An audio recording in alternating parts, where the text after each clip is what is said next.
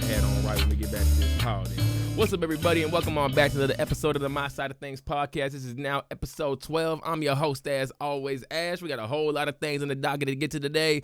It might only sound like two things, though, because I really only have two big topics. We got to do a whole AEW Dynasty recap. We also got to do a whole Monday Night Raw recap. There's a whole lot of things to talk about with this, though. So you might see two topics. We got about 18, 19, 20 topics. I'm going to keep it real with you. We also got to start off with a couple of things. First off, if you're listening to us wherever you're at, wherever you're listening to this at, whether it be YouTube, Spotify, Apple Podcasts, the liking, the sharing, the subscribing, the notifications, all that good stuff, make sure you go on and do that, because I want to do this full time, or at least I want to do this as much as I possibly can. And to be able to do that, I definitely need, for y'all to be doing all that good stuff for me. All that. Just make sure, you drop the likes. But I also got to talk about the fact that, I hate living where I live. So I live in California. I live about in the middle part of California. If you're from California, you know about the middle part of California. You at least know what area I'm probably in. Good God, nobody can drive here. Nobody can. So I was on my break. I think I was going back to work or I was coming out of work. One of the two. And I swear to you, man, whether it's a kid, whether it's an adult, whether it's a grown, whether it's an old folk, nobody knows how to drive, man. So I'm like leaving. No. You know what? I was actually going to grab something because I went live after that during my lunch break. And I'm literally crossing the streets. This is a nice neighborhood, by the way. Real super nice neighborhood. This old lady gonna be on her phone, right? She gonna be on her phone. I tell her, yo, what you doing? You almost hit me with your car. Because she almost hit me with her car. She got pretty damn close. She damn near touched my backpack. And she gonna tell me, well, watch where you're going. I said, lady, I'm on the crosswalk. I'm on the crosswalk. I did my left. I did my right. I did what I needed to do. You didn't do what you needed to do. And she said, she gonna tell me, oh, well, that's your fault then. You need to be able to be seen more. What you mean seen more? Sweetie, I am 6'3". Look at this right here. If I stand up, mind you, my knees is actually bent. You can't even see me. I am 6'3". What you mean seen more? I got big poofy hair. How could you not see me? How the heck could you not see me? I'm so glad I did not have my badge on me, because I called her a few words. I told her to shut her old ass up, you stupid bitch. Oh my gosh, man. This happens all the time whenever I'm like, just whether it was this job that I'm working at now or my old job, both sides, man. I was in the hood working at a school. Now I'm in the suburb working at a school, and nobody can drive, man. I remember I got hit. Oh, no, I didn't get hit. I almost got hit by this one lady at my old job. And she was dropping her kid off. And I said, lady, you don't even know if I'm an adult or a student. You could have hit somebody's kid. And she said, I don't care. Get out of the crosswalk. So, huh? Why are you? It's like folk don't know how to drive. When you go to a crosswalk, if somebody is crossing, you're supposed to slow down. I think it's this whole thing that, like, because everybody else won't do it, that you're afraid if you start slowing down that somebody gonna keep going real fast and they gonna crash into you and all that stuff. Because a lot of folk where I do live, they drive very, very fast. So I think that's what it is. Because last time I got pulled over by a cop when I was crossing the street, mind you, it was literally the go sign for me to go. It was still like the walking and all that. The cop gonna pull me over and gave me a ticket. I'm like, why are you giving me a ticket for? It's good for me to go. And he said, yeah, but out here they don't really know how to drive, so I want you to be safe and all that. I'm like, be safe? Buddy, if you want me to be safe, do your job. Do your job. What do you mean? I need to do what I'm supposed to be doing correctly. I'm doing what I'm doing correctly. I am crossing said street after I pushed the button and the little walking sign done pulled up. What do you mean? Do my stuff safely, buddy. Do your job. Oh my gosh, man. Oh, man, no, my city, they can't drive at all, bro. These folk is just the worst, man. But let me tell you right now, though, folk that ain't the worst, though. Look at this transition over here. Shout out to my dog, Anthony Bowens, man. We're doing this AEW recap right. Shout out to my dog, Anthony Bowens, man. He got a super big pop at AEW's Dynasty 0 Hour. I love to see that. I was really hoping, though, that Anthony Bowens and Max Caster were going to get like an actual match and not just a squash fest, because obviously this feud has been setting up for Anthony Bowens and Max Caster to finally have some kind of big match with each other. I thought we were going to get that. Maybe we still do, though. Maybe sometime in the future, like whether it be this Dynamite or this Collision, we still get that match. Max Caster calls out Anthony Bowens. I will say this, though. Anthony Bowens, that was a pop. I don't know if Anthony Bowens is from Philadelphia or not, but oh my goodness, man, he had a super big pop. That was one of the loudest pops that I've actually seen in just wrestling, like the entire night. No, okay, he's not from, no, he's from, oh man, Anthony Bowens is the first openly gay wrestler, and he's from Nutley, New Jersey. Oh, man, I'm too immature, man. I'm too immature for this, man. But shout out to my dog, Anthony Bowens, man. I love when I be trolling him sometimes. What's it called? Blue Sky. But I definitely had to give a salute to him, man, because that was an amazing pop for him. I was so happy for him because obviously with a lot of dudes that are in the LGBTQ+, being in wrestling space or being in sports space in general, it's not always the easiest thing. You know, there's a lot of stereotypes that go around. Obviously, there's a lot of straight dudes that are, you know, in fear of XYZ happening, which makes me never understand the fact that, never mind, I'm not even going to get into that whole political conversation because, oh, my goodness. But maybe one day I will in the pod. No, you know what? I'm going to say it. You can't be scared of gay dudes, but then you don't understand why women are scared of men. Anyway, let's go on from there. But yeah, no, I was just super happy for Anthony Bowens, though, because this was a great thing to see. I hope that, you know, going forward, he is able to possibly get some bigger pushes. I think Anthony Bowens, he's a fantastic wrestler. So is Max Caster as well. I know he did get squashed, but he's a fantastic wrestler regardless. I really, really liked his finisher. I forgot what it was called. The finisher is called Mollywop, and his whole new nickname, the Pride of Wrestling. I really, really love that. Mollywop is a cool name too. But like, I have a lot of faith in Anthony Bowens that he could be somebody, if given the right push, he could be a really dang big guy in wrestling. I think he could do some big things in AEW. I would love to see potentially Anthony Bowens get into that TNT title scene. Shout out to my dog, Adam Cole, by the way. You know, it's all about the boom. Adam Cole, baby. Oh, man, I'm so happy for my guy. But I'm going to get to that a little bit, by the way. But Anthony Bowens, I think, could get actually into that scene. I would love after this Max Caster feud, if it's not done, for him to potentially start getting some run within that picture. Obviously, you want to give Adam Cole as long of a run as he possibly does need, because I think that he could really uplift the TNT Championship the way that Cope did, the way that Christian did. Let's go ahead and just keep it here anyways, because I seen a lot of people say that this was really bad for Daniel Garcia. This was not bad for Daniel Garcia at all.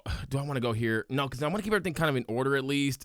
Okay, I'm going to say right here. This was not bad for Daniel Garcia because there's actually a super big storyline for him to get back into, which is that Death Rider storyline. If he does, you know, happen to go back to it, if AEW decides to do that, I think that they probably should put him back in that storyline now, because getting him away from it did some good for him. The way that he was, you know, booked, the way that Private Party was booked, it wasn't really the best, but I think if you can get it back into that, if you can actually now make them a trio, that's really going to help Daniel Garcia out. I don't know why he was never with them to begin with as a trio, because it's Private Party. It's not like it's like, you know, just, it's not like we call them like Zay and Quinn. We don't call them Zay and Quinn. No, we call them Private Party. Daniel Garcia can get into the Private Party because he's cool with Zay and Quinn. So he would obviously be allowed into the party. But Daniel Garcia, though, I will say one thing that he really, really needs to work on. It's his character work. I thought the aggressive side of Daniel Garcia was the most unbelievable thing at AEW Dynasty. Like, there was a lot of things that were unbelievable. That right there, I just don't believe it at all, because he just doesn't give off this aggressive guy. He's very, like the dancing and all that stuff, it doesn't align with the aggressive side of him. So I think either drop the dancing, keep the aggressive side, or keep the aggressive side, or drop the aggressive side, keep the dancing in, kind of keep being more of like a comedic relief kind of character in a sense, and not so much of like an aggressive character that's actually going to take that step up. So for Daniel Garcia, he's got to get that character work down, and he's got to, you know, pick something, because I don't really like it. I thought his TNT Championship run was pretty good. I like the story with him and Adam Cole. I know there's some people that didn't really like it. I understand why you didn't like it, because it felt like there was just not much there with that story other than Adam Cole potentially just dethroning Daniel Garcia. So yeah, I know, like, and like I said, people were saying that, like, this is really sucks for Daniel Garcia because he was just starting to kind of heat up. He got his first championship and all that. Daniel Garcia is only like 25, 26 years old. If he gets the character work down and he can become a more believable character in whatever character he's playing, he's going to be fine. He's going to be fine. He's an amazing wrestler. His mic work is really dang good. His charisma definitely is there. It's going to be fine for him. Like I said, he's only 25, 26. Like, he has, at least, at the very bare minimum, with the way that he wrestles, 15 years. He's going to be good until he's 40. So just give the guy some time, okay? I think the best thing for him would actually be if, like I said in the last episode, AEW Tony Khan turned Ring of Honor into a developmental brand, having Daniel Garcia go down to the developmental brand, because that's where he probably needs to be right now, because he does need to develop that ring work. I think even Anthony Bowens would also be a great guy to send down there as well if you don't put him into that TNT title scene. I would love to see a match between Anthony Bowens and Bandido. I would love to see a match between Anthony Bowens and Commander, Daniel Garcia, and these guys as well. So I feel like these two guys really would do well down there, and then eventually bring them up, when they start getting whatever it is needed. Like, I think Anthony Bowens, probably the mic work. Daniel Garcia, like I said, the character work. They get these down, it's going to be great for both of them. But like I said, though, Daniel Garcia does have another big storyline that he could easily jump into as well if they do want to run that whole entire thing back. It looks like it might be coming full circle. I'll get into that when I jump into the Death Riders part of this whole entire AEW recap, because there's obviously a whole lot of things I want to get to before that, including all the wrestlers who shined at Dynasty. You got to talk about Kevin Knight. Kevin Knight is going to be a superstar. This guy is, oh my gosh, man. That match with Will Ospreay, like, I had people telling me it went on too short. They wanted to see more of this match because they were like, whoa, we did not think that somebody could keep up with Will Ospreay that was, still fairly new to wrestling. Like, Kevin Knight has only been wrestling like 4 or 5 years at the most. So it's like, when it comes to Kevin Knight, I'm super excited for this guy, man. And for the people who said, like, oh, well, why do you give this same love to Kevin Knight, but you don't give it to Trick Williams? The difference is Kevin Knight is not being put into the dang world title scene. That's the biggest difference. Kevin Knight is not defeating Ilya Dragunov for the NXT Championship. Kevin Knight is not getting a main event against Carmelo Hayes at Stand and Deliver when other people deserved it. That is the reason why. I did not understand when people started commenting that stuff. I was like, what the heck are you even talking about? Are you listening to the words I am saying?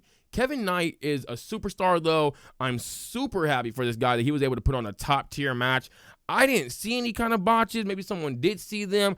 I think Kevin Knight, though, man, he's going to be special. He really, really is. I don't know when you push him for any titles. I think maybe you hold off on that for now. I think the best spot right now for Kevin Knight, I would say, show him a lot on Ring of Honor. Eventually probably have him be the guy to dethrone Bandido.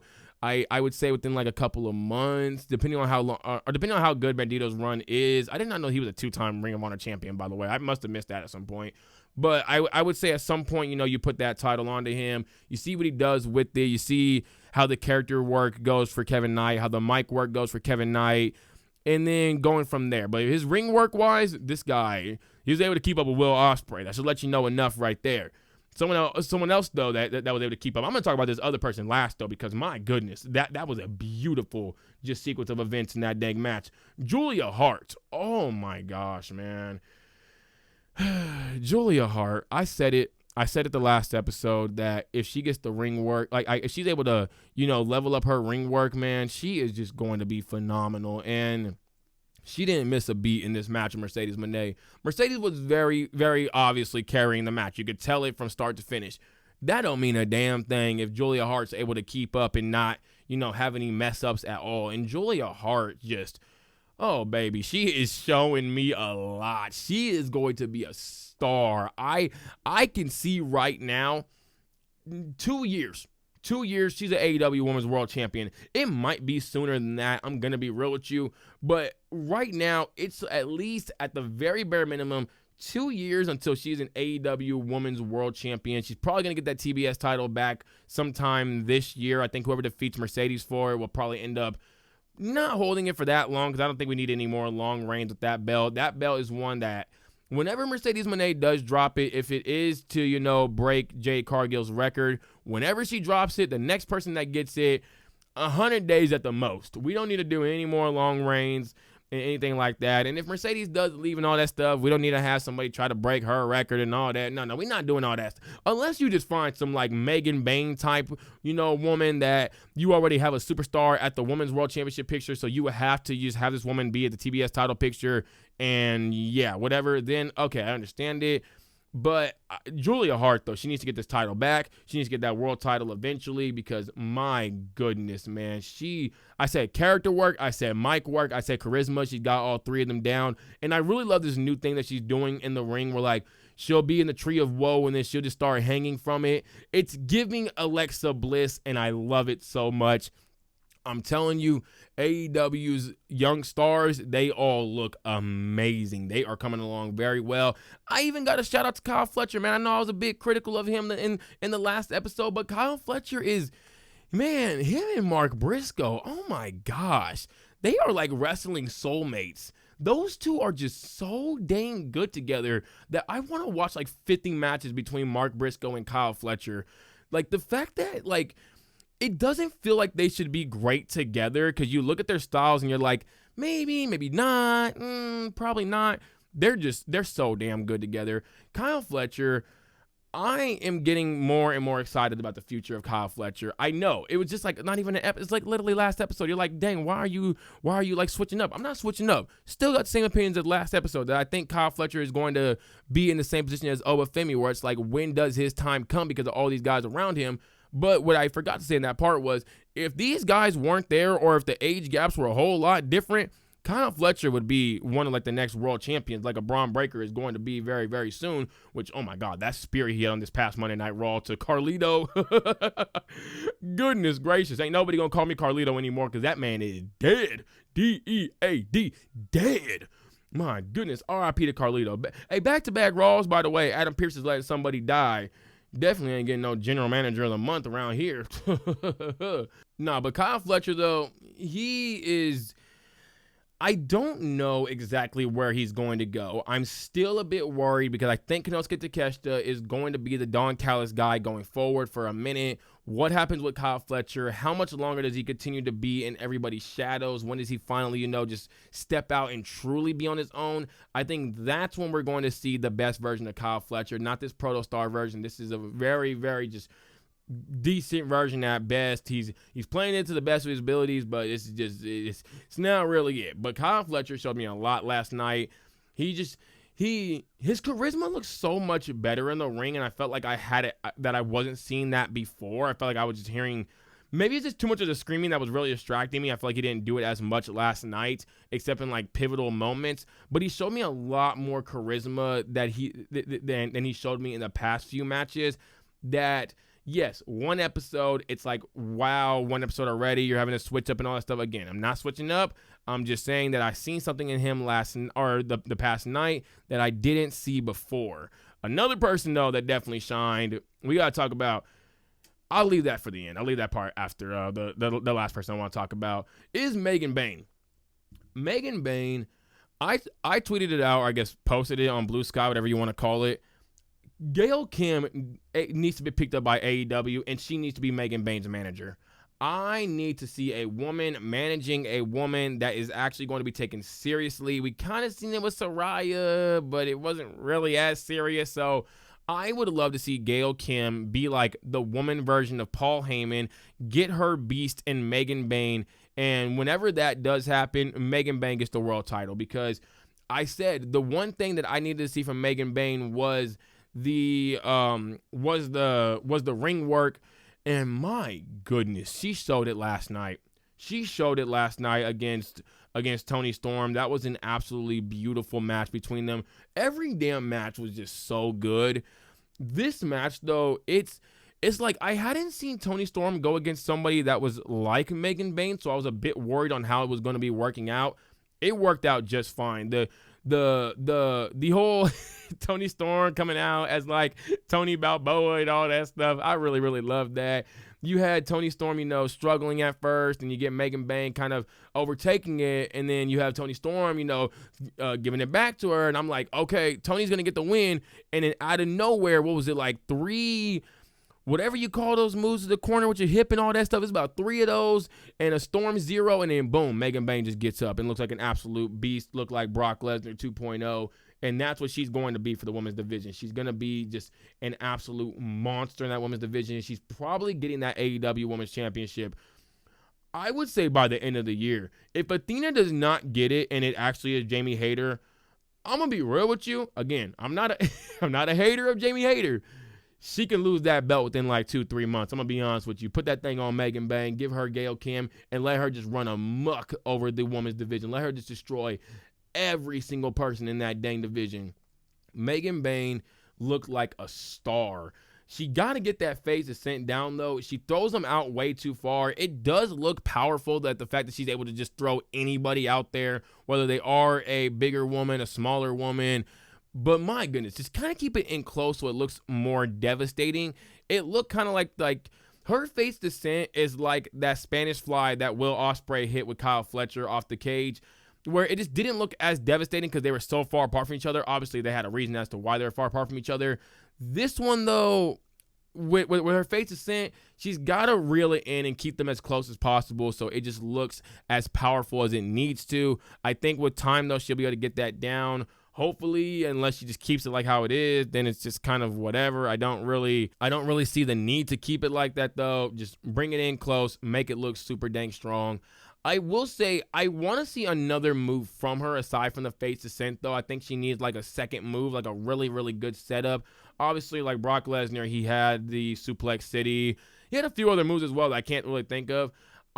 You're not going to give her Suplex City. We don't need to do that. I don't think she needs a spear either. I don't know what move I would probably give her. Also, by the way, that headbutt from Toni Storm, that was a thing of beauty. I forgot about that one. She gave her a clean-ass headbutt in the corner. But I think with Megan Bayne, what's a good setup for that? Because obviously you want her just picking somebody up. Maybe you just go with a nice shoulder tackle? No, you don't want to go to shoulder tackle. That's kind of basic.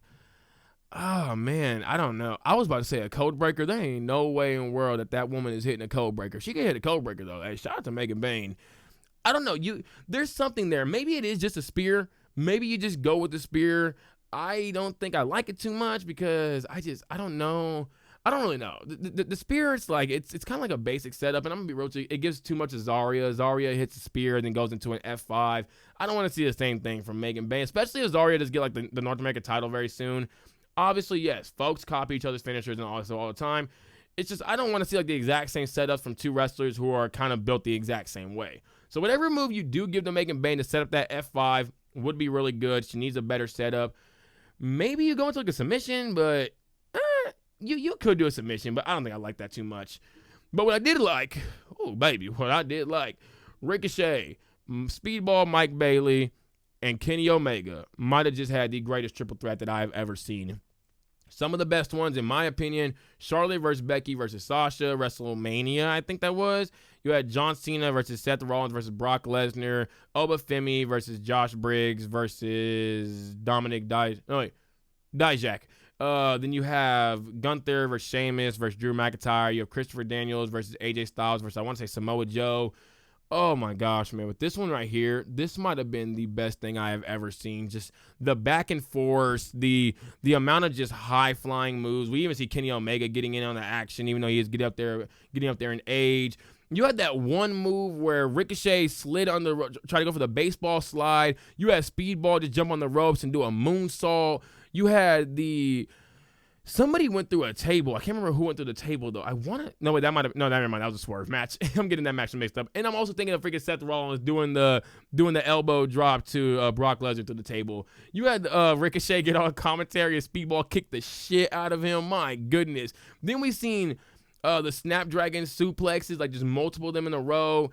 I think did he hit one on both of them at the same time? No, that wasn't at the same time. But the Snapdragon suplexes is a thing of beauty. Kenny Omega's so damn good, man.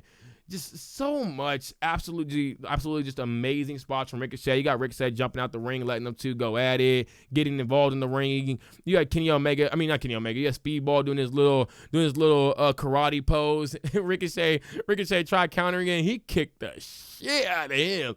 My God, Speedball Mike Bayley, man. That man is a striker. Oh, my goodness. There's a character, I think it's from Cobra Kai. I would love to see Speedball Mike Bayley take on that character, because I feel like what's going to happen going forward with Speedball is that he's really going to need a character if he wants to stay afloat, or you got to just have him in elite matches. I think the best way to go with Speedball Mike Bayley and Ricochet, because we did say Ricochet from being a jobber for now, but we still got to, we got to find something for these guys to do.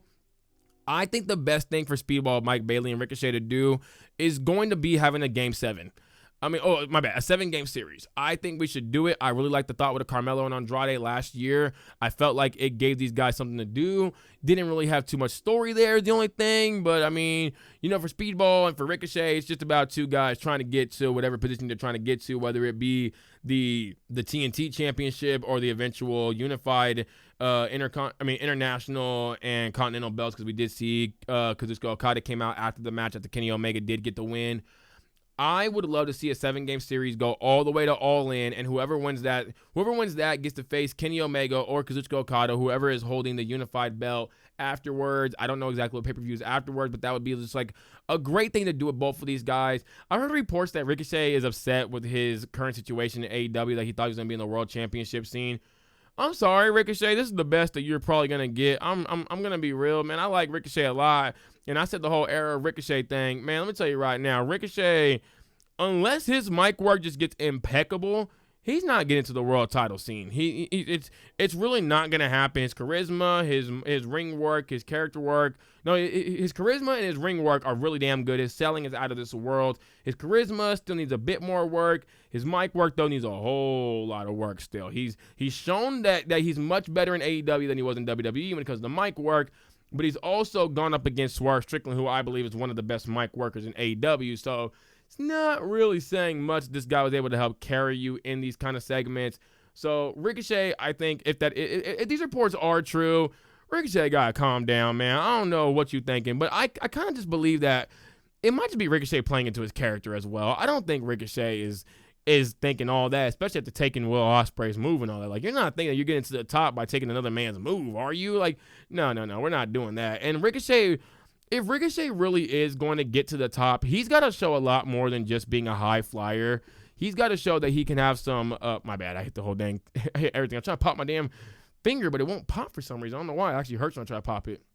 But Ricochet has got to show more than just being a high flyer, man. He's got to show that he got a physical side of him. He's got to show that he has more of a heavy package to him. Like Will Ospreay has the Styles Clash. He has the phenomenal forearm. He has some technical moves as well. He has some very grappling moves as well. He has some submissions that he can do. Ricochet ain't shown me any of this, man. So if he's going to get to where he thinks he should be getting to, he needs to show all of that. And again, you can't just basically be Will Ospreay number 2, but with a bald head. All right, man. You can't take the hidden blade, call it the spirit gun, and think that we always going to be like, yeah, Ricochet on top. No, Ricochet. Unless you had Samantha Irvins by your side and you had the Prince Nana, it wasn't going to be working. I'm sorry to tell you that, buddy. But no, I think Ricochet, though, at least saved himself from being a jobber. Look, if the reports are true, I think a lot of it does come from Ricochet probably worrying that, he's going to be used as a jobber again. But I can say this comfortably. After this match with Speedball Mike Bayley and Kenny Omega, Ricochet is going to be anything but a jobber. He's going to be out there just putting on top-tier matches. He's going to be getting a lot of wins. He's going to be in some, hopefully some bigger feuds. I think he gets an international belt. I'm going to call it the Intercontinental belt. Just keep calling it that. I think he could get it at least once or twice. He's a mid-card guy that I think is going to be like a Miz, like a Christian, like a Chris Jericho, like a Sami Zayn. Just one of these guys that's just an absolute dominant force within that mid-card scene. Probably never gets to the world title scene, though. At least I don't see it for Ricochet, especially with his age. Now I think he's already 37 years old, or at least turning 37 this year. He still hasn't added that physical side to him like an AJ Styles, like a Will Ospreay, like a RVD. So until he does add that, I think this is probably just the limit for Ricochet. This is the ceiling for him. It's not going to be anything higher than this. But oh my gosh, man. Speaking of higher, oh man, this guy AR Fox, man. Shout out to AR Fox. Oh my goodness. AR Fox is in full control. This dude is phenomenal. That little sequence of events where he did some like roll up into a move on the, I forgot the move he did in the corner, but I want to say it was like just knees to the corner to somebody in the corner, and then did like a like back roll into a double cutter, jumped out the ring and hit a swanton, came back in the ring, hit another swanton. Oh my gosh, man! AR Fox was moving like prime Seth Rollins. He's moving like Will Ospreay. I always forget how good this man is. Someone told me to go watch Killshot versus AR Fox and Lucha Underground. I'm definitely gonna watch that match. I really hope to see AR Fox get one run with some kind of belt, whether it is one of like the lesser Ring of Honor belts, whether it's the Ring of Honor Championship at some point, the TNT Championship. This guy is just so damn good, man. That sequence of events, I had to like stop and just be like, whoa, wait, hold on. I need to rewatch this. And I kept rewatching it. He is just, my goodness, man. Oh, I don't even have words to say for AR Fox. That's what I'm calling him from now on, by the way. I ain't calling him AR, even though he do be popping off. Nah, man. This guy is AR Fox the way that he was just catching air, man. This guy, oh, man.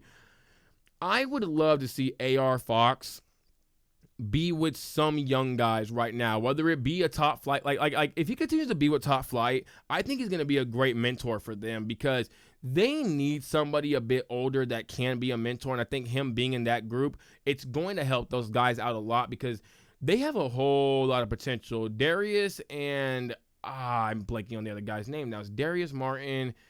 And it was Darius and Dante Martin. Also, you AEW fans are some freaky deakies, man.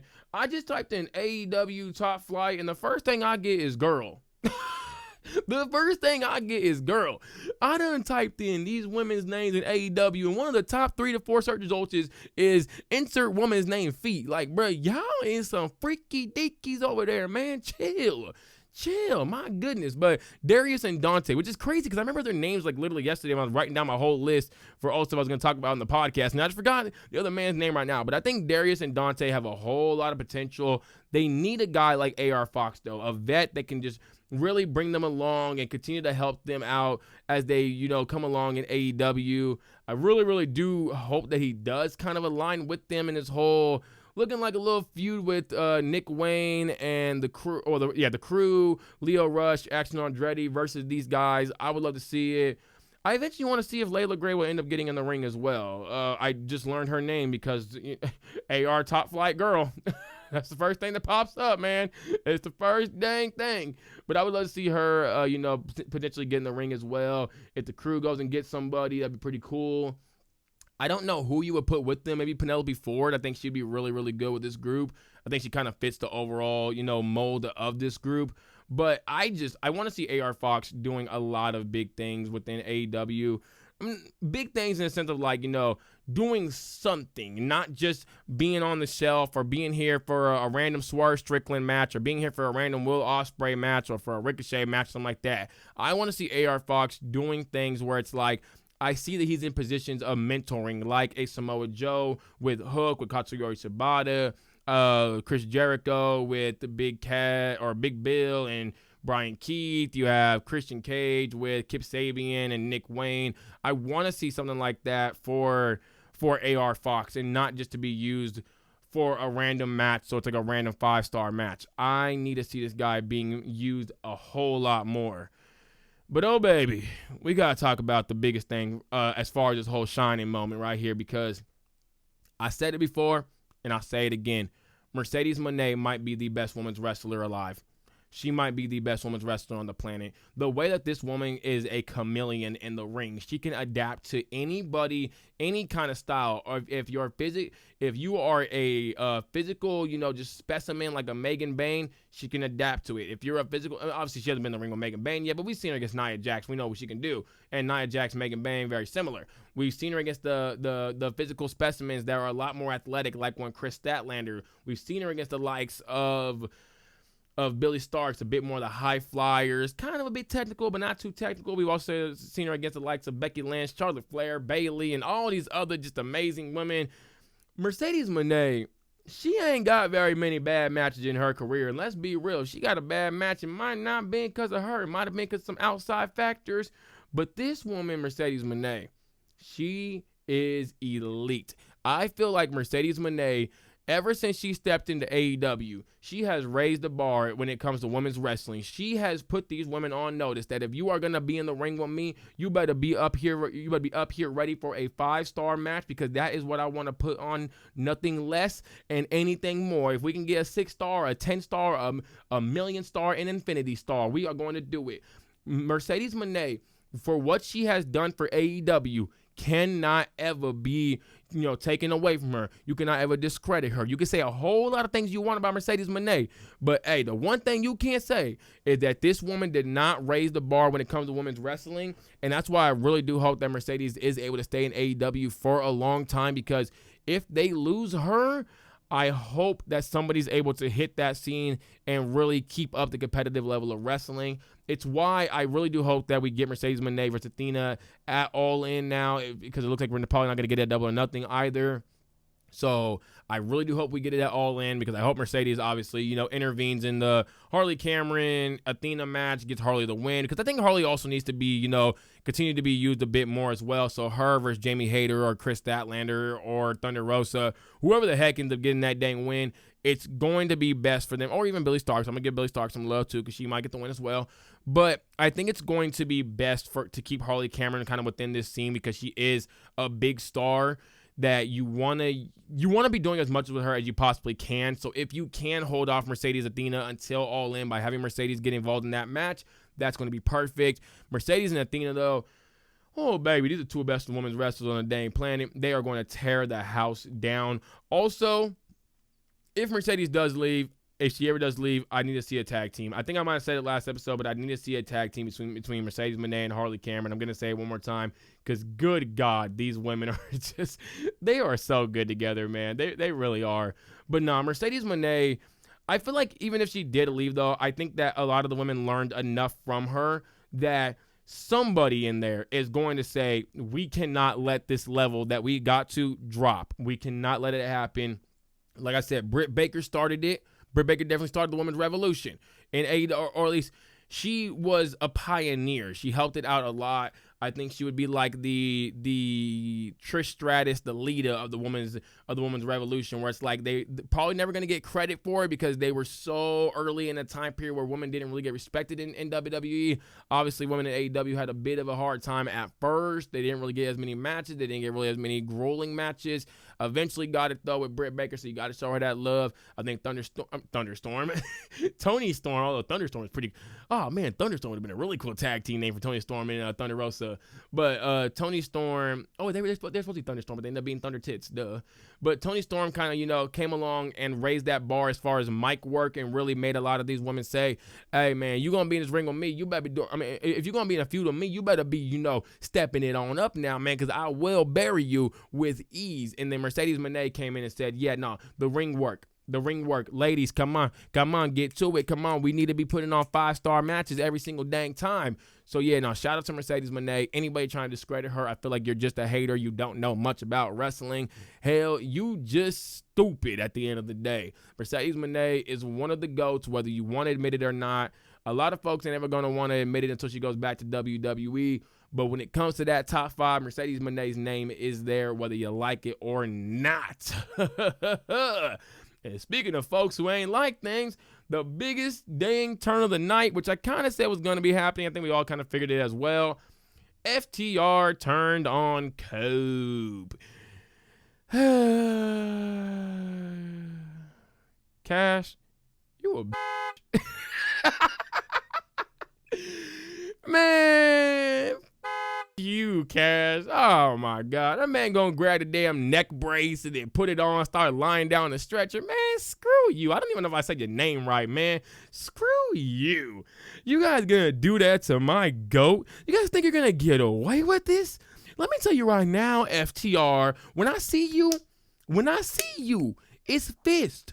It's fist to face. When I see you, I don't play about my guy Cope. That is my dog right there. That is one of my that is my favorite of all time. So don't play with my dog. It's going to be good, though, Cope. We're going to get him back. Don't worry, Cope, about that. Christian, you all doing who knows what. You ain't finna help Cope out. I'm going to help Cope out, because I ain't letting that happen to my dog.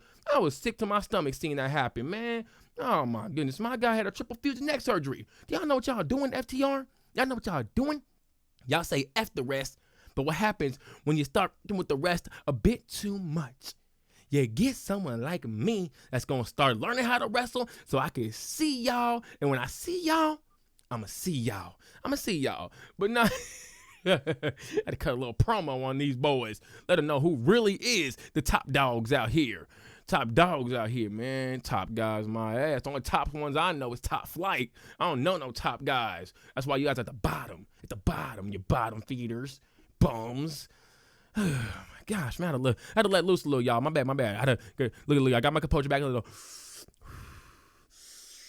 Got my composure back, you know. I was a little mad, but no, all jokes aside, though, absolutely amazing heel turn. Folks that didn't understand this, I don't know how the hell you didn't understand it.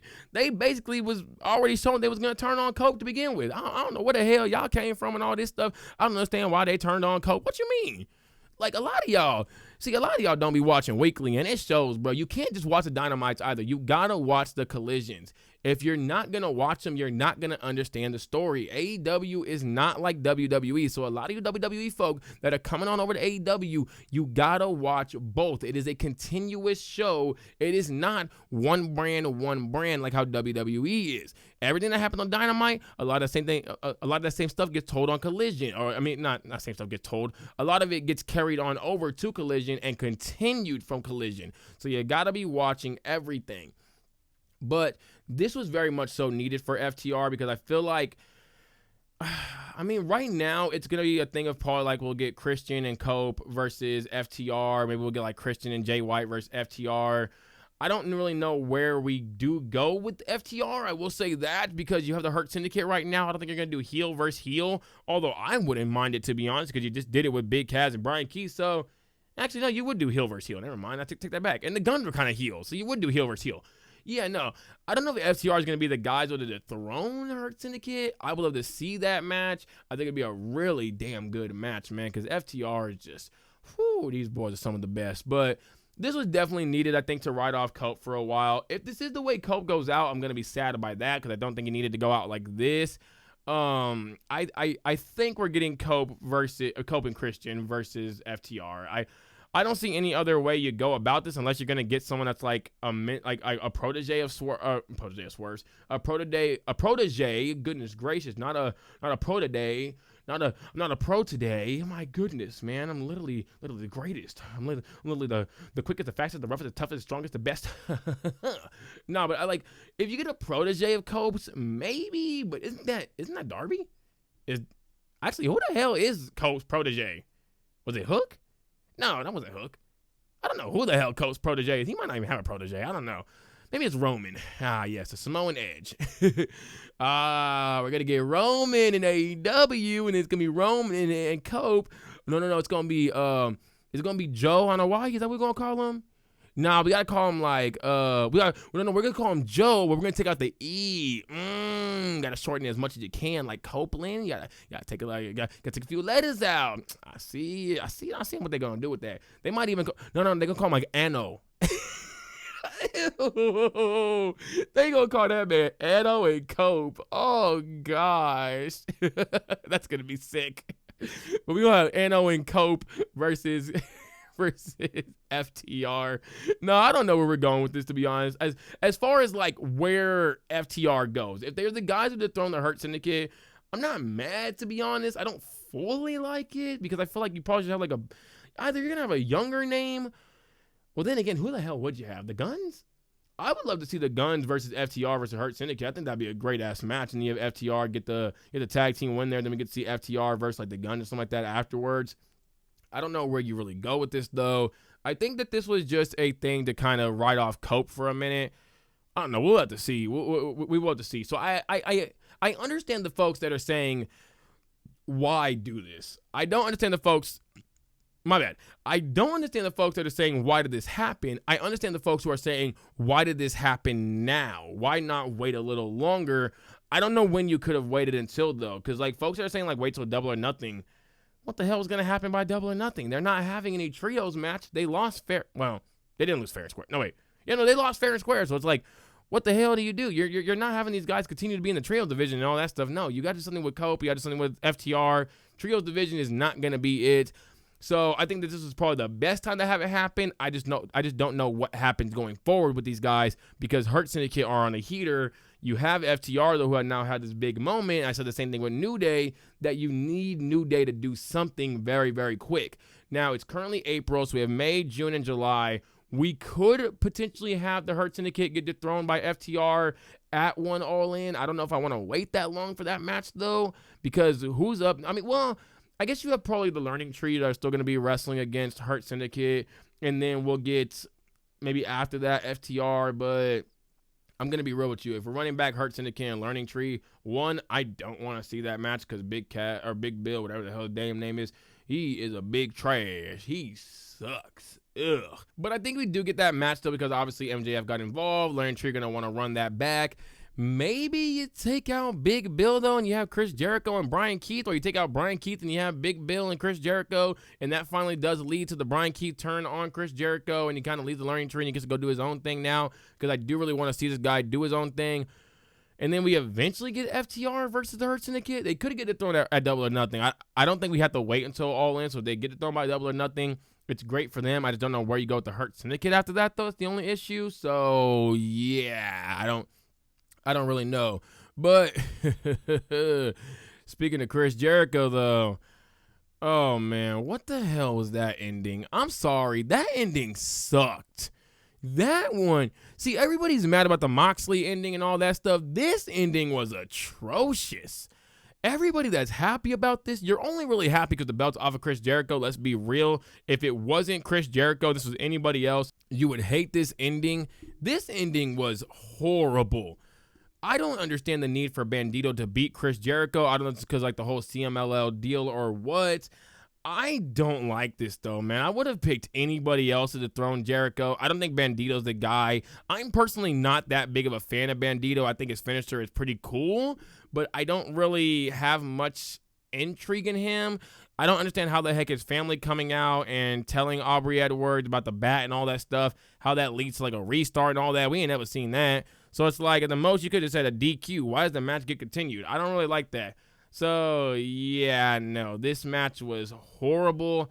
I kind of hope that we transition from Bandido quickly to somebody else because I don't think Bandido can carry the Ring of Honor Championship the way that other people could. I don't think he can even carry it the way that Chris Jericho could as well. I think it's probably just going to be a short run with it and just kind of move on from there. Like I said, I'm not a fan of Bandido. I'm going to be real with you. The characters, just kind of whatever. His wrestling style is cool, but it's like it's not really like the most entertaining. I'd rather see Hologram. I'd rather see Commander. Yeah, actually, I would have rather see Commander for going with a luchador. Give me Commander dethroning Chris Jericho, not Bandido. Like I understand like he couldn't really lose the mask versus belt match, but to be fair, wasn't the mask versus belt match for the mask of Bandido's brother, not Bandido? So why the hell was he trying to take off? Why was he trying to take off Bandido's mask? I don't know, man. I just know that match was trash. I mean, no, it wasn't trash. It looked good to start with, but that ending was absolutely horrible. I don't understand the reasoning for that ending, but we got to talk about the biggest one here, though. Obviously, everybody has a whole lot of opinions on this match, and I will tell you, when it comes to Swerve versus Moxley, before I slept on it, oh, baby, I was mad as hell. I was pissed. I will say this, though. Now that I've collected my thoughts. Actually, no, let me tell you my thoughts first before I tell you my collected thoughts. My thoughts first were, this is stupid. Why the hell are we continuing a feud from last year with Swerve Strickland and the Young Bucks when obviously the feud is that Swerve Strickland didn't want to join the Elite, threw those guys shooting to the dang crowd and all that stuff, and they had the blood and guts match and all that. Why are we continuing this? That's actually still my thought process. Why aren't we continuing this? Because I have an explanation for everything else but why the Young Bucks attacked Swerve Strickland, unless the explanation is the same explanation for the other ones. So this is what I think. I think the Young Bucks have been working with the Death Riders for basically this entire time now. I think that Jon Moxley was always terrified of Darby Allin, Private Party, and Daniel Garcia. I'm going to use an AOT reference here. Y'all remember when Aaron Yeager was going against, Armin, Mikasa, Levi, and all them other folks, and he gave them the chance to destroy him, the chance to take him down because of the fact that he wanted to be the greater evil that was going to bring everybody together and all that stuff. So once he got taken down, he had hopes that the world would all come together. I think Jon Moxley is the exact opposite. I think Jon Moxley does not want to give...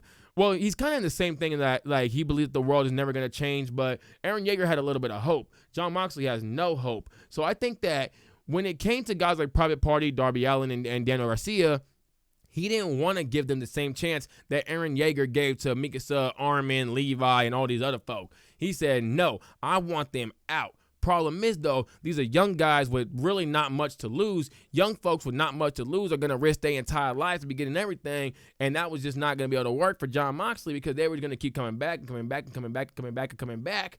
So get them distracted. You have Jack Perry and Private Party. I mean, not Private Party. You have Jack Perry and Daniel Garcia get into a feud. You have Private Party and the Young Bucks get into the feud. Put some gold on them. These guys start getting on the glitz, on the glamour. Stop focusing on the death rise because now they don't need to worry about the trios belts because they got their own belts to worry about because now they got folks coming after their belts. That leaves Darby Allin by himself. Darby Allin gets taken out.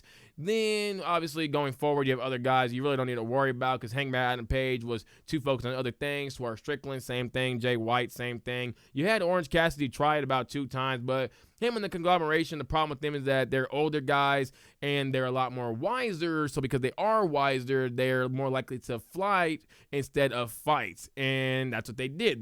They flew away. Orange Cassidy kind of stayed around, but after the second time, he flew away. Even when he's seen that my guys, me and my guys couldn't get it done, and then me and these other guys couldn't get it done either. So it's never gonna work. So he gave up. And then, like I said, I think I said Swerve Strickland already, but you had MJF, Swerve Strickland, Samoa Joe, all these other guys. None of them cared about Jon Moxley, and Jon Moxley wasn't really worried about any of them because they're all hotheads and they're all focused on other things that it's really easy to just manipulate them and all that stuff.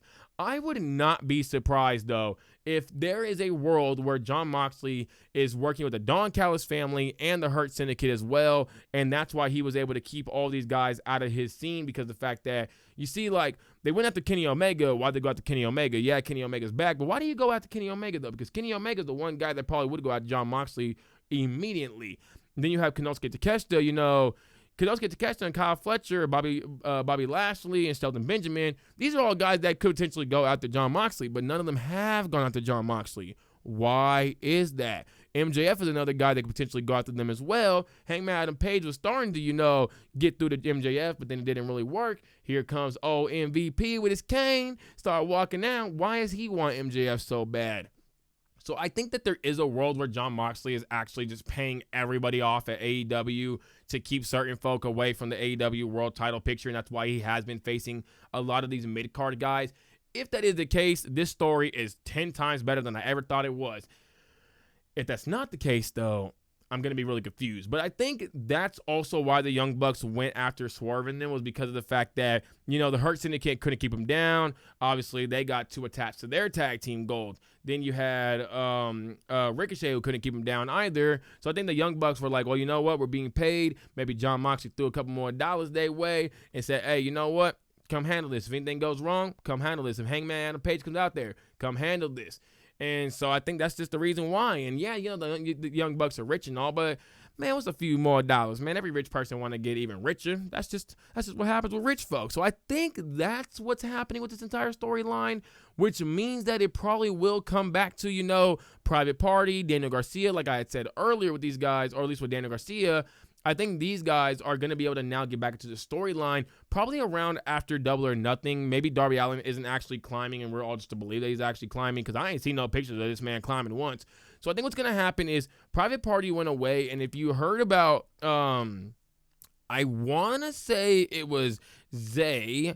I think Zay said that, he's been going to a lot of therapy and that he's been away from AEW for a while because he really wanted to work on himself. I think that this is all playing into this storyline. These guys are trying to get their heads cleared. They're eventually going to get in contact with Daniel Garcia because I mean, I hate to use outside stuff as a possibility as to why, but they were hanging out with Daniel Garcia. It's very possible that like they'll use that for a storyline to be like, all these guys just got away from AEW to really find themselves again, really go to therapy, kind of work on a lot of things they've been going through. Then they'll eventually go get Darby Allin and say, hey, AEW is a mess. We were the guys until we got distracted. We need to get right back over there, and then we'll have Private Party, Daniel Garcia take down the trios champions of Pod, Claudio, and Wheeler Yuta, and we'll have Darby Allin take down Jon Moxley. I don't fully like it because, I mean, if you tell me that Darby Allin does actually care about wrestling and he's not climbing Mount Everest and this was all just a dang work, then I love it. If you don't tell me that, and Darby Allin just, said, screw it, I guess I'll just climb Mount Everest another time, or we wait until like World's End or something like that for Darby Allin to get back and to run this whole entire thing, then it's like, well, what the hell? You're telling me I got to wait all the way until the dang end of 2025 just for Jon Moxley to get dethroned? I mean, look, I don't need Jon Moxley dethroned. I think he's actually been really damn good. Like I said, he's been carrying the damn storyline, and if we get this for a couple more months, I'm not totally mad about it.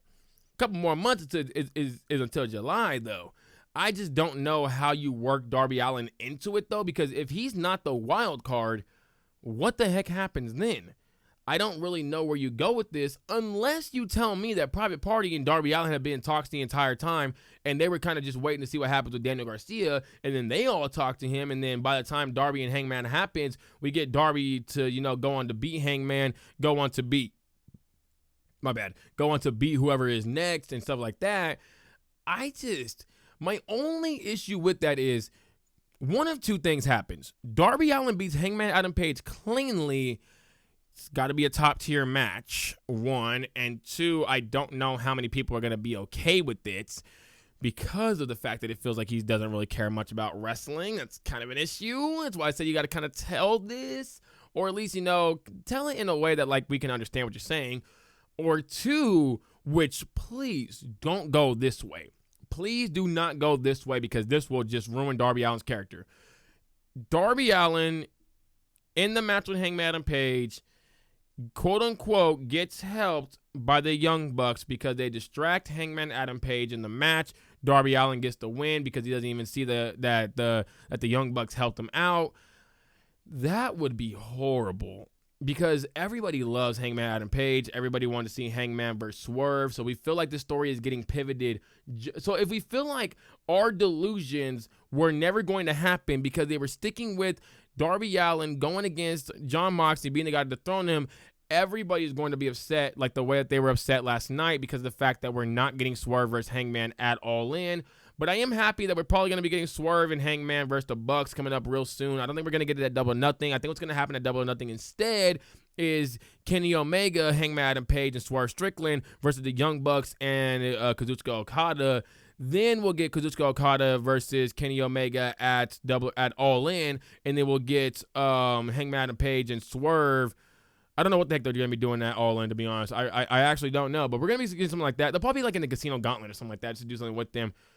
Honestly, we could get Swerve Strickland winning the Casino Gauntlet.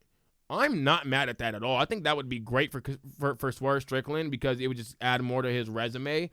And I think that would be a great way to kind of repay him is that, we're not giving you the Dynasty win. Instead, we're going to give you the win at All In and the Casino Gauntlet.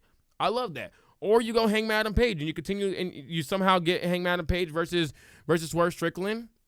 I think we can get Swerve winning the Casino Gauntlet and then going on to face Hangman Adam Page at some point in time whenever he finally does cash in on whoever the heck had the championship around that time.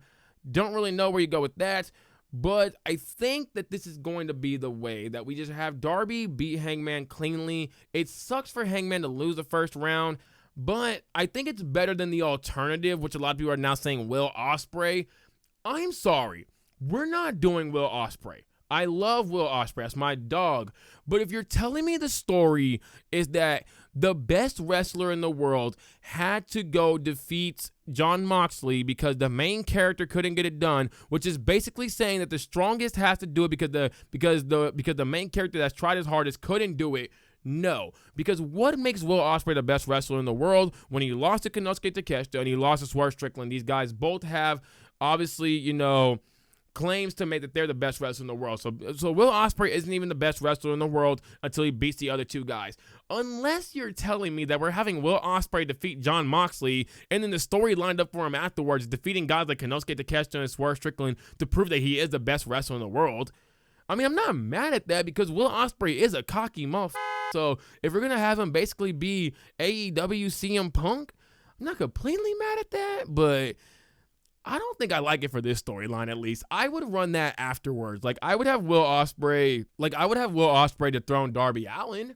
I wouldn't mind that at all. I'm not having Will Ospreay dethrone Jon Moxley, though. We're going with this direction just because, we really don't want Darby Allin to win now. Which is a really bad thing, by the way, Tony Khan, if you're listening to this, or if anybody at AEW is listening to this. The fact that everybody wants everybody else but Darby Allin to be the guy, that means you kind of fucked up with Darby Allin. I'm going to be real with you. You kind of messed up. And it's something that I was worried about. I would have never even said the whole dang climbing thing. I don't know how you let that report get out. I would have said the dude's just injured. That's what I would have done. Dude did a work. Now, this is another direction that we could go in, which I forgot to talk about last episode. So that is 100% on me. My bad. I was super tired when I was recording the episode at the end. Jay White has a heel turn that is probably coming up because he was pretty upset with Will Ospreay saying that he's on another level and all that stuff. Oh my God, are they actually going with Will Ospreay? Because you have Jay White. Because I said that if you go with Will Ospreay, there's nothing lined up. But damn, Swerve Strickland, one of the best wrestlers in the world. Konosuke Takeshita, one of the best wrestlers in the world. Jay White, one of the best wrestlers in the world. That's 3 potential feuds. Ew, are we really going with Will Ospreay? I don't like it. I personally don't like it. I'm not a fan of it.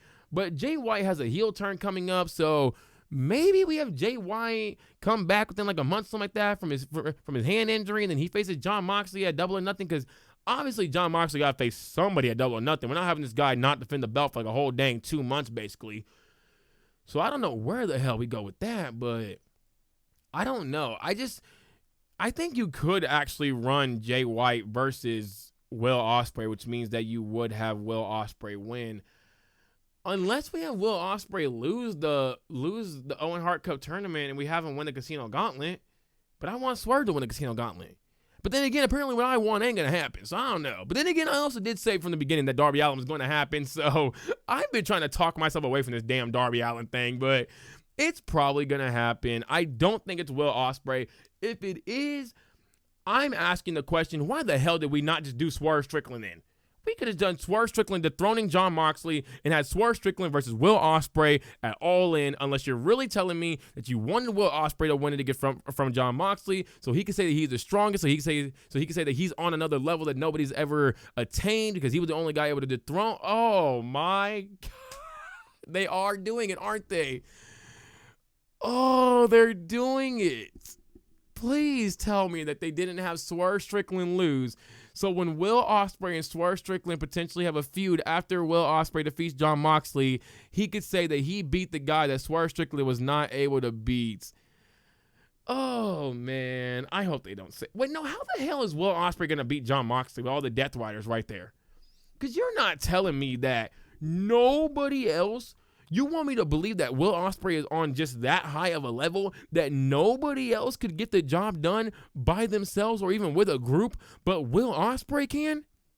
This dude Swerve had Hangman Adam Page and the Ops to help him out, and he still couldn't get it done. Like, I am just... No, please tell me we're not going with Will Ospreay. we might be. This might be like AEW CM Punk or AJ Styles moment in 2016 where Will Ospreay just, calls himself like it'd be like the On the Next Level kind of thing. I don't even like On the Next Level, by the way. It don't hit for me, but it's On Another Level. My bad, not On the Next Level. I don't know. I guess they could. I mean, hey, look, Will Ospreay getting the AEW World Championship would be cool. No, I'm not mad at that at all. I just don't fully like it. Yo, what if they, I thought of another reason about Jon Moxley and the Young Bucks. Oh, this is going to be sick, y'all. I've been predicting a few things. I really hope I don't predict this one right here. What if Jon Moxley gave Jack Perry the AEW World Championship and said, you're the AEW World Champion? And so whoever beats Jon Moxley, when they open up the briefcase, there's no championship in there. And then he just starts laughing. And then we see Jack Perry come out with the AEW World Championship. Oh, that would be sick. Oh, that would be the nastiest thing in the world. But I wouldn't be surprised either. Oh, man. Yeah, no, that would just be absolutely sick. All right, man. I think this is enough AEW recap. Let's go ahead and hop on. Oh, wait, no, one last thing I got to say. For you damn tone police, bro, y'all got to shut up, man. Everybody has been having their opinions on this whole entire topic, and you have a bunch of people going around saying, you guys just aren't real AEW fans. You guys going around complaining. You're just mad that you put all these delusional thoughts into the world, and then when it didn't come true, you're now mad. Buddy, you can love AEW and not like this ending or the last ending. I didn't like either one of these two endings. Obviously, if the Young Bucks, clean it up, then it gets cleaned up. But let's be real, though. They didn't clean it up with Cope. They didn't clean up that BS. So, no, I don't like either one of these past two endings for Revolution or for Dynasty. I think that it was ugh, in my opinion. And I think a lot of people need to stop this whole thing of, you just can't critique something. I hate it so much, man. Y'all that like critique police. Allow people to critique stuff. It's okay. It's okay. Stop being a little... People can say that something is just ass, okay? If I don't like the damn ending, I don't like the ending. I don't have to sit here and kiss AEW's ass or kiss Tony Khan's ass and say that, oh my God, I love the ending. It was just a fantastic ending and I just understand where it's going. Or, I'm going to keep my mouth shut because I'm not going to say anything. Like, shut the up. Shut up. You damn tone policing weirdos. Shut up. Also, Jon Moxley has not had a good match since being in this whole damn Death Rider storyline, and I hate that so much because Jon Moxley does not put on bad matches. So for this man to have a bad match, it sickens me to my stomach, man, that he just had nothing but bad matches this entire time. I don't know who the hell's choreographing Jon Moxley's matches, but y'all need to stop this shit, bro. Y'all need to get the hell on out of here. And Jon Moxley, if it's you, what the hell going on, man? What's up with the choreographed matches being so stupid? You better not try to pull some John Cena and say that I'm not going to give you guys what you want. I'm taking the world championship from you. But now let's go ahead and jump on over to Monday Night Raw because we got a whole lot of things we got to talk about for this thing as well. What do we start off first? Let's start off with these matches that are set up for WrestleMania. So we have 3 matches that are officially set. We have El Grande Americano set up for Rey Mysterio, which is completely stupid. It should not be Rey Mysterio. I'm sorry. I don't think Rey Mysterio needs to continue having WrestleMania matches. This boy is out here. This old man is out here pulling a Russell Westbrook stat pad in WrestleMania matches. He didn't need to be in it last year against Santos and Dominic Mysterio when he was teaming with Andrade. He doesn't need to be in it this year against El Grande Americano. It needs to be Dragon Lee. Dragon Lee is one of the brightest spots in the luchador scene, one of the brightest spots on Raw. He's such an amazing, fantastic wrestler, and I feel like he really deserved these past 2 WrestleManias. If you didn't want to have a last one because of Dominic Mysterio was there, and obviously you had the whole thing with Dom and Liv, or Dom betraying Rhea because he couldn't get a win over Rey Mysterio when he's been by the side of Rhea Ripley, but then he got one when he was by Liv Morgan. Okay, I get it. This year, it needs to be Dragon Lee. It does not need to be Rey Mysterio at all. I don't understand why he's there. Dragon Lee needs to get the torch now. Triple H, WWE, Rey Mysterio, whoever the hell this is that keeps putting this together, you need to stop it. Rey Mysterio is 50 years old. I'm tired of seeing these old men wrestle. I said I ain't want to see Cope wrestling Moxley. I don't want to see Rey Mysterio wrestling El Grande Americano. Especially because, man, come on, Jason Jordan. Like, dude, he hasn't had a win since, 2013, 2014, man. Give my guy a dang win. Oh, no, my bad. That was, 2016, 2017. Come on, man. My guy ain't had a win. I don't even think he has a WrestleMania win. So, come on, man. Get my guy a win. But, no, it should have been Dragon Lee. Now, the other match we have set up is Dom versus Penta versus Braun versus Finn. This match... Dominic Mysterio has to win, right? I understand you want Braun Breaker to continue doing something, but you got to have Dom win this. I just don't know where you go with Braun Breaker from here, because if Jey Uso does defeat Gunther for the World Heavyweight Championship, where do you go? Are you having Braun take the World Heavyweight Championship off of Jey that quick? I don't think you are. I think it's going to go over to SmackDown. So are you putting Braun on SmackDown? Are you potentially putting Braun No, because he wouldn't even be in the IC scene unless you switch Dom and Jacob Fatu or LA Knight. Like, let's say LA Knight does win, and then you put Braun in the U.S. title scene. No, I don't know where you go with Braun Breaker. I would say feuding with Penta, but maybe you could do that. You could do Braun and Finn. I don't know where you go with Braun Breaker. I'm going to be real with you. That's why I think he kind of does need this win, because then you could have Sheamus be the guy to dethrone him. But I think Dominic Mysterio needs this win desperately. We need to show the crowd that we are doing something with Dominic Mysterio other than having him basically take the pin every single time. Dominic Mysterio, especially tonight, man, against Penta. Oh, my God, man. That Dominic Destroyer, which that is the name of it now. We're not going to call it a Canadian Destroyer. That is the Dom Destroyer. Even though he isn't a Dom Destroyer, he's a Dirty Dom. Dirty Dom. I ain't like what Penta did to his arm, though, man. I ain't like that. How you supposed to? Come on, bro. You know Liv Morgan mad now. Take the mic away from me, y'all. Take it away from me. I'm going crazy. No, but it's just, oh, man. I don't know where you go with a lot of these guys. I think Dominic Mysterio has an easy route because you could just, you get he gets cheap wins over Braun Breaker, but I don't know where Braun goes. I don't know where Penta goes. Finn. Maybe you have Finn and Dom run it. Maybe you have Finn get pinned by Dom. I don't really know where the hell you go with this entire thing. I'm going to be real with you. It's an absolute mess right now for a lot of people because you really can't have these guys lose. Like Braun Breaker, he can't lose right now, but I don't know who the hell he feuds with. Do you run Braun Breaker and Logan Paul? You could. But I don't even like that. I don't know what you do with Braun. Maybe you have Braun take some time off and then come back, and you have him. No, because Ilya won't be back until September. I don't know where you go with this. Yeah, I don't know. I guess you move over to SmackDown and have him just be in the World Heavyweight title scene and have him. You could have him feud with Drew, but you don't want Drew going into another pointless feud, especially a feud that he's probably going to lose. You don't want to do that either. I'm gonna bet on Dom. I wouldn't be surprised if Braun did win though. Now, the next match that is certified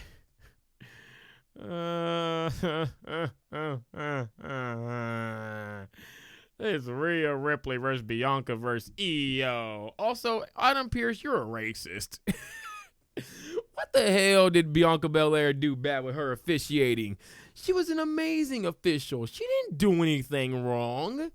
She just got called a bad officiator when she did her job to an absolute T. Man, that was stupid as hell. I don't know why Rhea's getting another chance either. I don't know what the heck happened with my mic for a second, but I don't understand this whole privilege thing with Rhea Ripley going on because obviously, I'm black, not white. We ain't got privilege like that. So I don't really know. Maybe that's just me as to why I don't understand it, but this woman is getting rematch after rematch after rematch after rematch after rematch after rematch after rematch after rematch after rematch. And it's just like, my goodness, what are we doing with this woman's character? She came back and, had the whole thing with Liv Morgan and she, you could say she got screwed over at SummerSlam by Dominic Mysterio, and you're 100% right, but then she gets a whole freaking rematch. I mean, my bad. She gets a mixed match tag match with Damian Priest versus Dominic Mysterio and Liv Morgan at Bash in Berlin. Then we get the rematch because she pinned Liv Morgan, so we get a rematch at Bad Blood. Then she loses again. And then she pins Liv one more damn time in the dang War Games match. We put her in the War Games for no damn reason, by the way. Just because she had a feud with Liv, and she pins Liv there as well. And then we run it back again in January. She gets the win. Liv Morgan never got a rematch, by the way. I ain't see Liv Morgan go around anywhere, so maybe it ain't white privilege. Maybe it's just God's privilege. I don't know, man. Do God's women have privileges nowadays? Then again, a lot of y'all got kinks for God's women, so maybe that's the privilege nowadays, man. Maybe Triple H is into Goth women too. I don't know, man. This is so confusing because then we're not even done yet. She goes on with Bianca Belair, and what happens there? Bianca Belair wins the dang Elimination Chamber. She is out there for the match for Rhea and Io, and then she apparently distracts Rhea, and Rhea gets upset by the fact that Bianca was cheering for Io, and you're scared of me and all that stuff. So now she gets a rematch because of that. Then she gets a rematch. Oh, no, my bad. Then she gets another dang rematch because of the fact that she hit a referee, but Adam Pearce wants to be a stupid, bald idiot. And now we have Rhea Ripley versus Io Sky versus Bianca Belair, and it's It's so weird to me because Bianca Belair was 100% correct in every single thing that she said about Rhea Ripley. She basically called her privilege without actually saying the word privilege, but she said that she cried about all these opportunities, that Bianca Belair is not scared of her. She said that she won her match fair and square at Elimination Chamber, and that if she was really scared of Rhea Ripley, how the heck if she had won against 5 other women, or against 4 other women. Yeah, 4, right? Yeah, 4, because Naomi's taken out. I guess 4 of the women after seeing her 2 best friends fight and all that stuff. She said that she's privileged and that she just keeps getting all these opportunities and all that stuff, even though she doesn't deserve them. But she said, you know what, I'm ready to throw down against you. I don't get it at all, man. I really, really don't. This is worse than Brock Lesnar. I'm going to be real with you. Like when Brock Lesnar was forced into that damn Royal Rumble for some odd reason and got the match at the Elimination Chamber. No, my bad. He lost to Bobby Lashley, then got the Royal Rumble win, and then also got put into the dang Elimination Chamber match. That was bad. This is just, like, at least Brock Lesnar won a Rumble. At least Brock Lesnar won the Elimination Chamber. This is just stupid. This is stupid.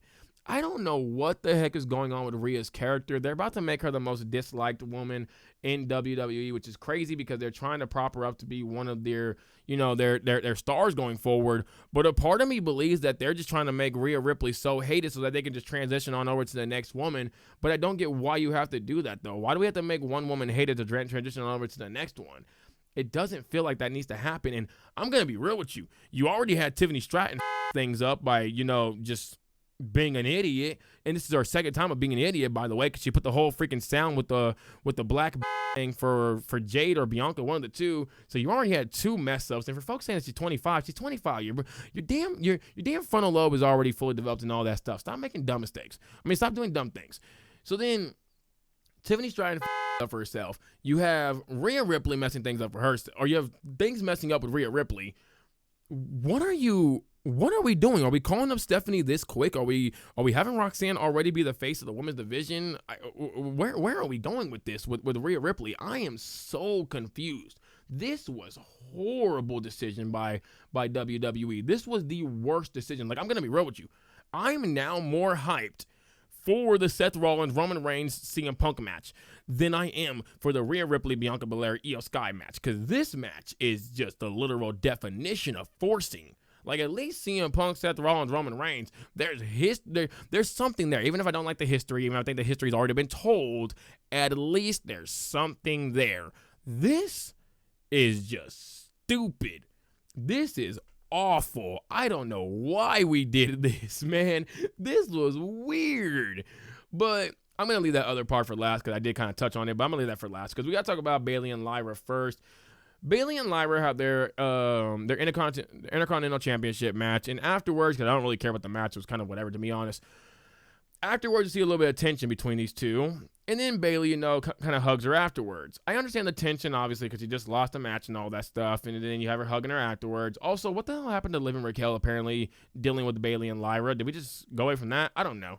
But I'm assuming that we're probably going to go with Roxanne getting involved in this tag team match somehow, so we can't get Roxanne, Lyra, Bayley at WrestleMania. I just have to ask this question. Somebody's turning on somebody, right? When it comes to Bayley and Lyra, who needs it more? Because I'm going to be real with you. I think it's Bayley. Sounds crazy, right? Because Lyra's way younger. Bayley's well accomplished. I think Bayley needs this more only because Lyra doesn't need a heel turn at all. I think I said a few episodes ago that Lyra might need a heel turn. I thought about it, though, over time. She can't turn heel. Because if Lyra turns heel and it doesn't work out because she just still can't get over with the crowd, or, her charisma is just still not there, or the character work just isn't that good, which I think her character work is not that good to begin with, what do you do with Lyra? What do? You push this woman to the absolute moon. Do you just drop her off the face of the earth? Do you just let her go? Okay, what do you do going forward then? Because you need other women. I like Ivy Nile. I think Ivy Nile is coming along great. I don't think she's a women's world champion. At least at the moment, I don't see it. Dakota Kai, too injury prone. Who else do you have in your mid card spot? Because right now it's really just Lyra. You could throw, I think Bayley, at least if you have Bayley turn heel on Lyra, you can have Bayley beat Lyra and then have Bayley be in that mid card spot. That way she can keep things fresh. Or, well, kind of keep things fresh. And, she could work with a lot of these women and all that stuff. Because one thing about Bayley, she is going to put on a good match regardless of who she's wrestling.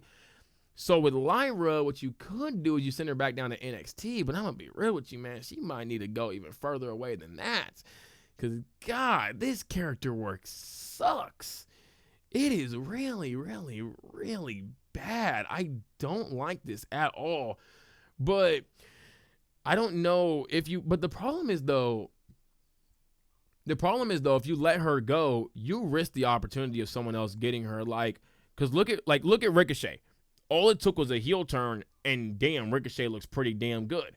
Could the same thing potentially happen for Lyra somewhere else? Do they let her go, and then she gets picked up by AEW, and now she looks like a damn superstar as a heel? Look at Toni Storm. Look at Swerve Strickland. So it's like, oh, you don't have the freedom to really do that nowadays with WWE, because AEW is such a big thing that these, the ones you release can easily go there and turn around their careers. And AEW's women's division, hey, it's great, but it can always have another. It always can. So it's like, what do you do with Lyra? I don't know. I don't know if you could send her back down to NXT, because it's just like, you just drafted her. I think she was, the first round? No, it might have been Braun Breaker, but she was drafted pretty early. But it's like, I mean, this is not sports. I mean, this is sports, but it's not sports. It's like, you can send her back, but I think people start looking at it as a failure. I don't know, man. I don't know if I want to send her back. I don't know if I would want to, which kind of sucks that you kind of ruined the whole WWE UK thing, because of the fact that you could have kept that around and sent stars over there, so at least they're not in front of the American audience, so that way when they eventually do come back, because if you go to NXT, you're right in front of the American audience. You go to NXT UK, you're not in front of the American audience, so not as much people are talking about it. So not as much people are talking about the fact that you got sent down. It would help her out a lot. They don't have it anymore, though, and it really does hurt their overall development. And you're not sending her to no damn Evolve or LFG. You're not doing that. My goodness, man. So, yeah, I think Bayley needs this heel turn more, just because Lyra doesn't need it at all. I think it's too risky. If you mess it up, where do you go with her? Because, like I said, if you let her go and she turns into a superstar somewhere else, because all it just needed was a different creative mind. Oof, because she's a damn good wrestler. Lyra Valkyria is a damn good wrestler, and her mic work is bearable. That if she becomes a heel, might look a lot better, i.e.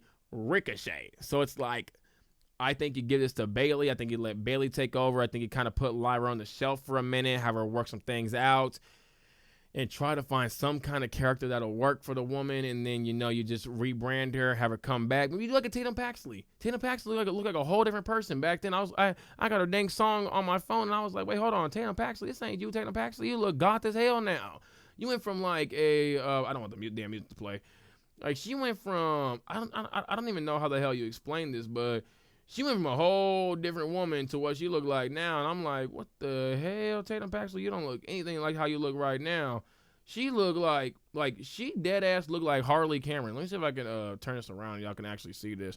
Like, bruh, that looks like Harley Cameron, y'all. That is Harley Cameron. So it's like, you went from Harley to Paige. Maybe you could do the same thing with Lyra. I mean, you did kind of do it with Rhea as well. Although Rhea didn't look so much like this. She still had a bit of a goth side to her. It wasn't as present as it is now. So maybe you could do that with Lyra. You kind of strip away a lot of the things you have her with now, find a new character for her. But does Lyra want to do it as a thing? Because Lyra's really attached to this character. I don't know. But I think Bayley needs to heel turn a lot more. Now, the last thing, speaking of heel turns that we got to talk about, biggest thing of the night that got me fully invested now in this Seth Rollins CM Punk Paul Heyman match. Paul Heyman. No, not Paul. CM Punk, Seth Rollins, Roman Reigns.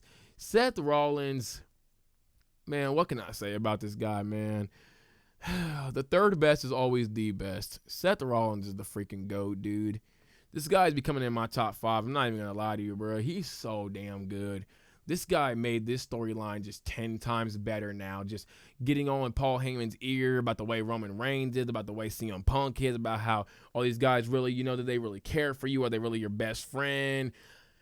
Oh, Seth Rollins, my glorious king, Seth Rollins. Where do I begin? This guy's just a GOAT. He really is. I think Seth Rollins needs a whole lot more respect on his name. So many people like put Roman Reigns like the top 5, top 3, even sometimes the top 1. Seth Rollins needs to be in that top 10.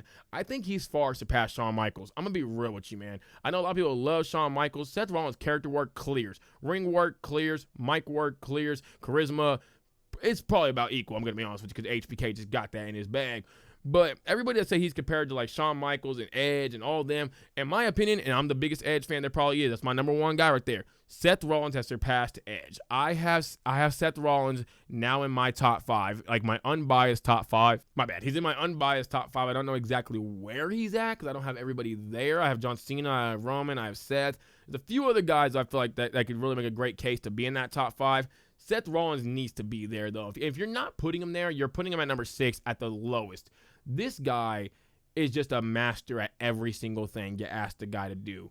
He did the authority, he did the Shield, did the Authority, did Messiah, did the little Joker thing he was doing when he was messing around with Roman Reigns and all that stuff with the little Then he's done the whatever you want to say his past stuff, his current stuff is. He does everything so well, and Seth Rollins has once again just made a storyline 10 times better. Now I'm super hyped up for the story. For this match at WrestleMania. I do believe that Seth Rollins is also going to be winning this dang match as well. He's walking out with Paul Heyman, and that's why he did not stomp him, because he got the favor, and the favor is going to be turn on those 2 guys. Which, by the way, man, this guy, Paul Heyman, man, he got to stop owing folks favors. I would have just said, no, curb stomp me. Just curb stomp me. I'm not owing nobody any more favors, man. Look what it's got me to. Look what it got me into now. I love the fact that we were able to get the little sound bites, though, of Paul Heyman when Seth Rollins was saying that, you're going through a lot, you don't really know what to do, and Paul Heyman was saying, this is like tearing me apart, something like, or this is hurting me so much. He said something like that, something akin to that. I don't really know exactly what he said because I can't remember on top of my head, but he's just, we're definitely getting Paul Heyman turning. I don't think there's any possible way we don't. It's going to be really cool to see CM Punk, like I said, come out with Paul Heyman's. We're probably going to be, I keep saying Paul Heyman's. Paul Heyman. We're probably going to be getting Living Color there as well. Seth Rollins is going to come out with some crazy attire like he did tonight. That attire was wonky as hell. Paul Heyman and Seth Rollins are going to be a really interesting pairing because both of them are very much so manipulative. Both of them are obviously snakes as well. So it's like, who's going to turn on who first? I'm interested to see that. Hey, let me tell you right now, Seth Rollins said a whole lot of truths, man. He said a whole lot of truth. I forgot to say, Bianca Belair told a whole bunch of truths and the whole crowd turned on her. What the hell's up with that, bro? Ever since the European thing, bro, all these folks that's been turning on Bianca Belair, we're not about to do this to this black queen now, man. Y'all gonna stop booing my black queen, all right, man. Y'all better leave Bianca Belair alone. That is a black queen. Once again, stop booing her. She ain't do a damn thing wrong. She's the face in this whole entire thing. And Io Sky as well. But nah, Seth Rollins, man, you got to give it up to the guy. And that little moment where he was in the corner about to curb stomp Paul Heyman, that gave me Edge vibes when he just like pushed his hair back and like he started like shaking a lot. And I'm like, oh my gosh, man, he really is Edge number 2. That's why I mess with Seth Rollins so heavy, man. But nah, man, shout out to Seth Rollins. I'm super happy for this dang match now, and I can't wait to see what happens in these next few weeks going forward. Oh my God, one more other thing. Jey Uso, Gunther, I love the promo tonight. Thought it was absolutely amazing. This should have happened next week. We should have gotten a brawl this week, and Jey Uso, Gunther gets announced to be Hell in a Cell because this promo felt odd after what just happened. I would have loved this next week after Jey Uso got him some, but Jey Uso, man, he told the crowd to shut the hell up, by the way, and the crowd would not shut up. I'm sorry, you American crowds are annoying the shit out of me. Shut up when the wrestlers say shut up. Y'all don't want to listen, though. But Jey Uso showed all y'all tonight that shut up with the whole thing that he can't speak on the mic because that man gave the promo of promos. He just tore it down, and I can't wait to see Jey Uso do a black arrow to Gunther.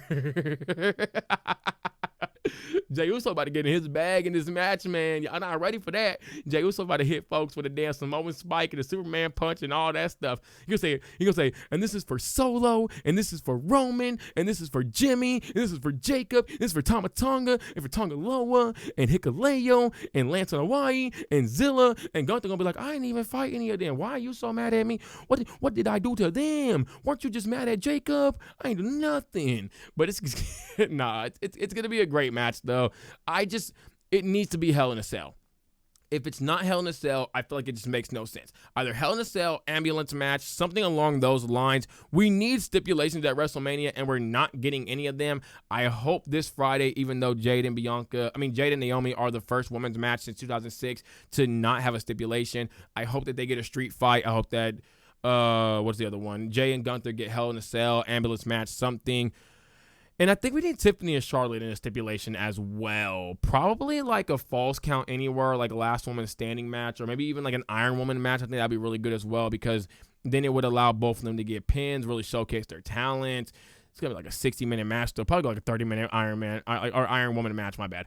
Probably go to 30-minute Iron Woman match. A few matches here need stipulations, but that's going to be for me, though, y'all. Definitely hope y'all did enjoy this episode. As always, if you did, drop a like, subscribe, notification bell for more. My bad. Wait, hold on. I'm thinking this is like my YouTube stuff. My old gaming YouTube stuff.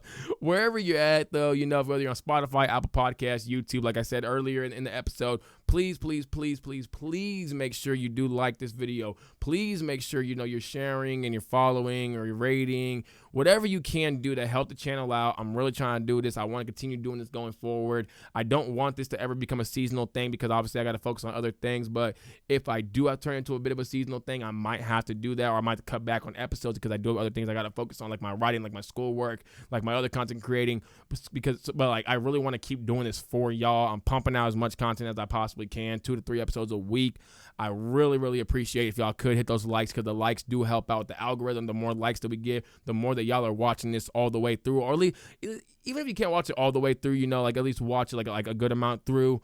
It definitely does help the channel out. If you see I drop an episode and you can't watch it at that point, just, come back to it later, man. Put the little watch later, all that stuff, because it definitely does matter what y'all do, whether it be like if you just open the video and then you close it, that messes the algorithms up. If you open the video for like 15, 20 seconds, you're like, I can't watch it right now, messes the algorithm up. So just whenever you can, I very much appreciate that. When you do watch it, please listen to it, please. I know it's asking for a lot, but I'm really trying to do this thing, man. I'm really trying to do this for y'all. I love talking wrestling. I've been having a fun-ass time with this whole podcast thing. I've always been wanting to do a podcast. It was always one of my things. I got a few other things. I got a few other big announcements coming in the future as well. I got to do a lot of research first, though, as far as this whole entire thing before I do make that announcement. But when I do make that announcement, though, let me tell y'all right now, it's going to be pretty damn big. I got a really big project coming in the future, and a lot of it is going to be in due part to what happens with this podcast, how big it does get, how much, I'm able to make from this, because if I'm able to make a good amount from this, it's going to go to a very amazing thing that y'all are going to love so much, because I'm going to keep it there. But for now, though, y'all have a great one, and appreciate y'all checking out the episode, man. Bye, and good night. Bang.